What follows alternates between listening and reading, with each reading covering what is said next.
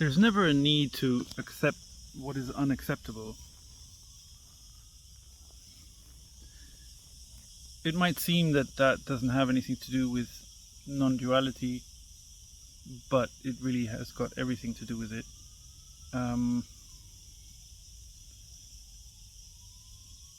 So like accepting less, settling for less than what feels right, what feels joyful, to sort of compromise anything that is that feels wrong, that feels unjust or unfair, or and I don't mean in a petulant kind of childish way unfair, but really if a true sense of justice says that something is unacceptable, then it's unacceptable. We have that feeling, we have that sense. If it's not intact, it's because we've accepted and bought into and fueled the commonly held beliefs about justice, that we should make compromises to get along with others is a classic one in relationships, for example.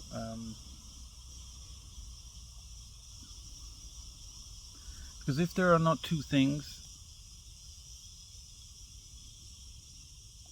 it can't be said in words, but it somehow goes hand in hand. It's the same thing as saying that there is only abundance.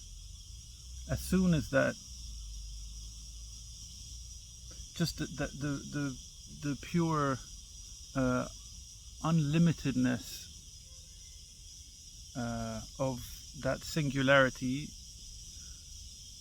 is as soon as there's a sense of that, as soon as that is clear,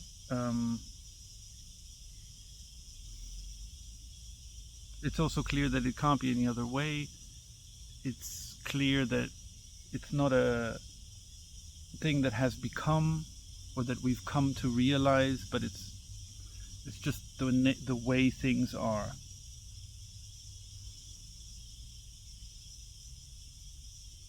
So in that singularity, that why would there ever be a need to accept anything less than a fully fulfilled life?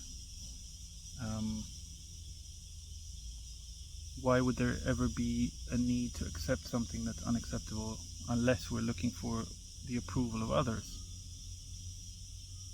And all these kind of psychological, let's say, things seem like they have something, they are on a different level or in a different realm than what we talk about when we talk about non-duality. And in a sense that's true, because whether the psychology is like whether there is whether someone is feeling depressed or someone is feeling happy, it doesn't change how things are.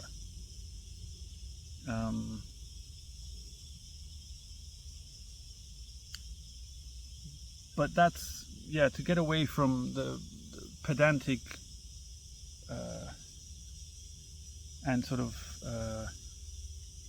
conceptual misunderstandings of what non-duality talks about, or what it implies, or what someone might think it implies. There is no part of how we live our lives that is untouched or not cared for somehow.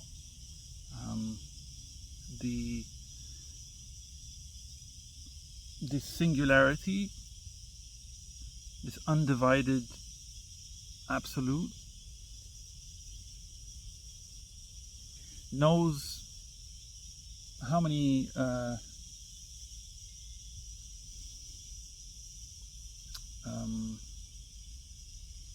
grains of sand are on the beach. It knows how many it knows all the ins and outs of every human that's ever lived, every thought, every desire. It knows how many leaves are on all the trees in the world. It's it could not be any more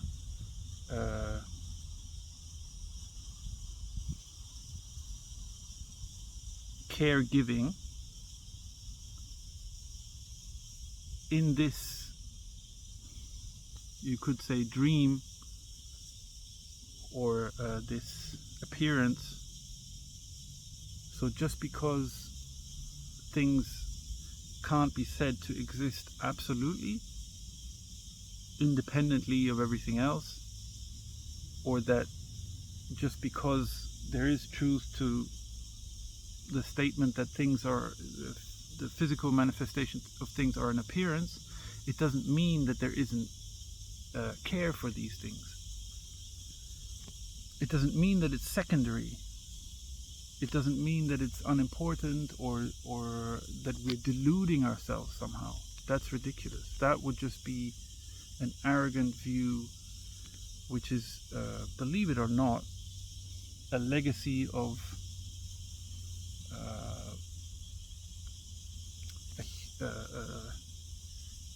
religious beliefs of a human-like God.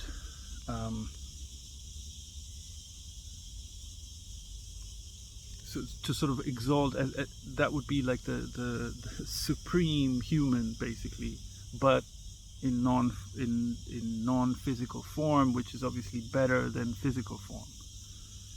So there's a lot of misunderstandings, and they permeate when there's like a half-truth or like a complete non-truth. These misunderstandings, they permeate everything else, and it reaches down to every facet of the way humans live their lives. So there can't be any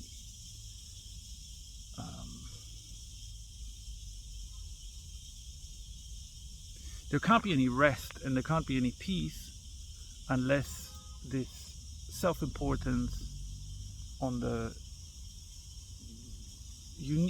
individual particular level and on the collective level is sort of seen through, I guess, or until that gets cleared out of the off the tracks.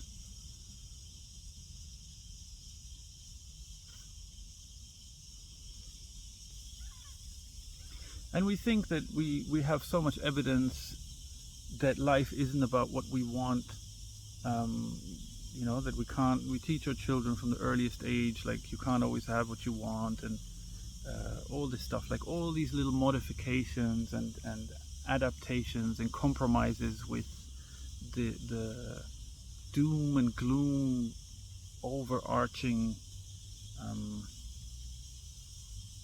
belief that life is somehow intrinsically hard or suffering even, or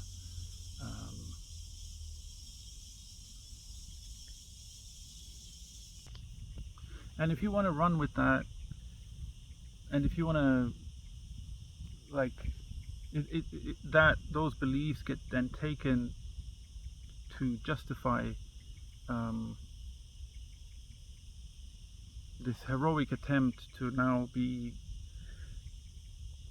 a model, an example of hard work, discipline, look how I struggled, look how I got things done, then you're just championing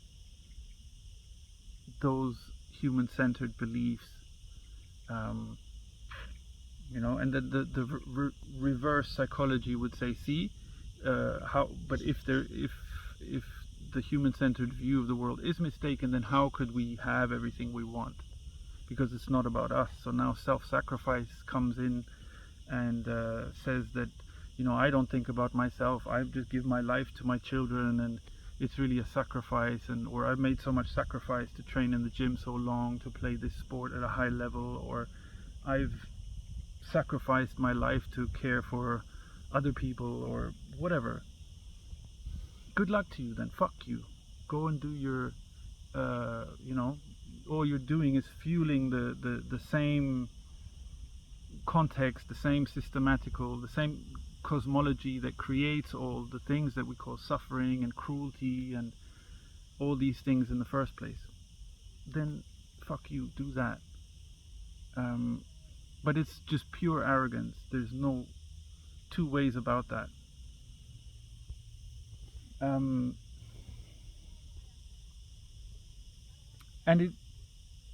it struck me many times, like how people will defend that. So what's the alternative then? Like, to say that everything is abundance or love, first of all, there's a sense of embarrassment, or it's kind of weak or something like that. That because you can't feed yourself on love, or yeah, but you got to get money and you got to be realistic and you got to be, we're in the real world and all this stuff. Love's not going to get you anywhere. Who has ever really tried? Really? Just because someone else said it's weak, that's why you think it's weak. And if you want to live your life according to what someone else has said and never even taste or try to live from the inside out, to have a real sense of what your energy is, what you really want to do, want to have, want to experience, want to live, then how can you praise yourself so much into some for all your efforts and all that? Is there not some twinge of consciousness, of conscience rather, that would say, oh, hang on a minute, am I not just like really doing all this to praise myself? Am I really that needy that I need all this attention? You know, it doesn't matter how strong you look, or how big you've built your body to be, or how much you've learned, I don't know, whatever it is, survival techniques, or meditation, or qigong, or how much you've steeled yourself. What about a real listening to what's the impetus? What's the first spark? Is it really you? Have you really come up with it? Suddenly you've interpreted through your superior intelligence that or you've come here and you've brought this supreme intelligence to show how it's done, to get a grasp on how things are. Why? What for? The grasp on how things are, to understand everything. What for? To show others, to be able to lecture, to be able to give TED talks or whatever. And all it is claiming that initial impetus, which is energy, life, pure life.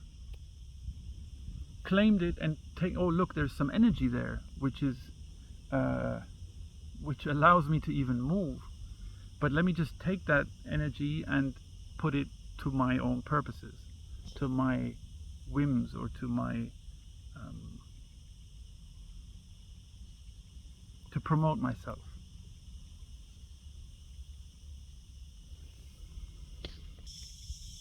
And where does that arrogance come from? It comes from a sense of lack. It comes from being told, if not explicitly, then implicitly, learning through so many sources, parents, society. It's like in the ether, basically. Because information, beliefs, thoughts, it's all energy. So it has energy. The words we speak have energy. So where does it come from? It comes from being taught a certain lack, that in and of yourself you're not enough, you're insufficient as you are. Not only that, but a part of your nature is evil also. So all this is a ruse to gain your energy, to continue supporting this arrogance, this human-centered arrogance. because by itself it has no energy, so it needs the adherence of everybody. It needs the kind of the offering of the life energy at the altar of this. And it is an offering, it is a sacrifice of life, it is a slavery. So then we're told this. So now there's like, oh, but the baby has a feeling of abundance, love, joy. Everything is seamless. There's only comfort. There's only like the most delicate, gentle. Like we all know, we see a baby, we feel that gentleness, that delicacy, that love, that like cotton-like tenderness. That's all the baby knows. It doesn't matter if it's crying, if it's unhappy, that's all part of it. But suddenly all that is nullified. It's like null and void. Like you can't rely on that. So out there is the real world. Oh, let's let the child be a child as long as it can, because then it's going to have to deal with the outside world and the real world, and all that. And so the sense of lack, like, who are you to go your own way? Who are you to follow something different? Who are you to follow yourself, really? Or not have this master of the outside that we're all spending so much energy supporting. Who are you to be different? So then that's deemed arrogant. It's again that reverse psychology. It shows how cunning and really conniving this whole dynamic is. So now the one thing we can actually rely on, the one thing that nourishes us, we're cut off from through pain of punishment, or we kind of go along with, and then that inner voice, it gets quieter and quieter until it's not heard anymore at all. And so of course the sense of lack, the sense of low self-esteem, the no self-respect, the complete loss of our sense of dignity, all these things which nourish us in a very literal way, we don't have that. It's not nourishing us anymore. We've disregarded it in a like a subconscious kind of way.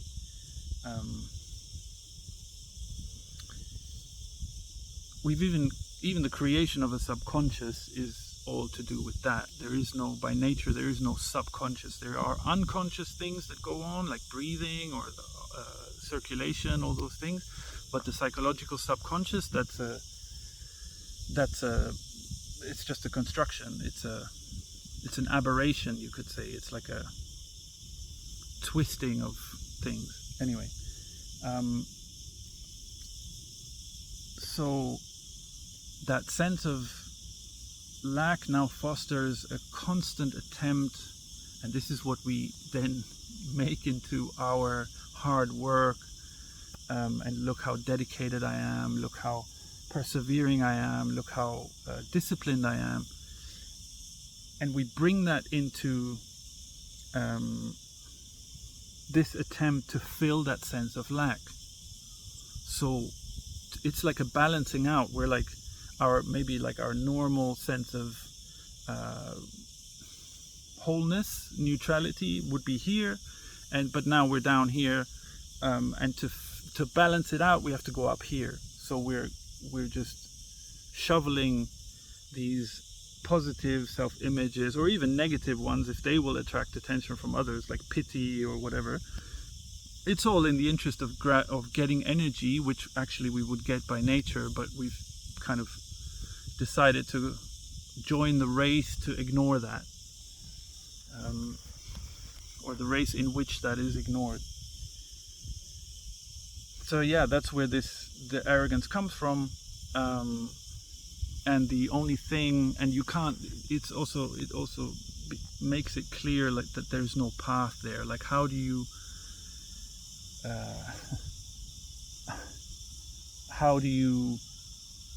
take off a burden off your back. If you're carrying a heavy bag, how do you take that off? Is there really a practice to that? Is there really a path? Like, does someone really have to give you a workshop? Like, take off this strap. How awkward is it even to explain it? You just put the fucking thing down. That's it. You know, but yeah. Then the but, if, and all these other considerations come, and then it goes round again.